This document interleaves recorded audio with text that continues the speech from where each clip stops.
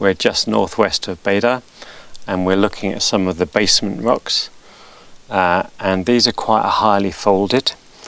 They're schists, and there's tiny garnets in them that you can see in the hand lens, but you can see the folding very nicely here. So just by my hand here we have what's called a Z fold. You can see this long limb, short limb, then goes round back into a long limb there. So that's a Z fold because it's looking like a Z. And up here we have an S fold that's like this.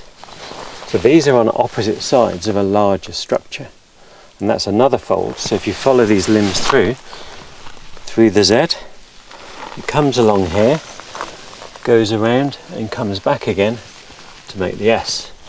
So there's a larger fold that's, the hinge plane is through here, the axial plane is something like this, and the long limbs on either side show the sense of vergence towards the major structure that they're sitting on. So these would be called parasitic folds. They're smaller, sitting on the sides of a larger fold, and you get that at a whole range of length scales, from this local a few centimeters or meters right the way up to regional.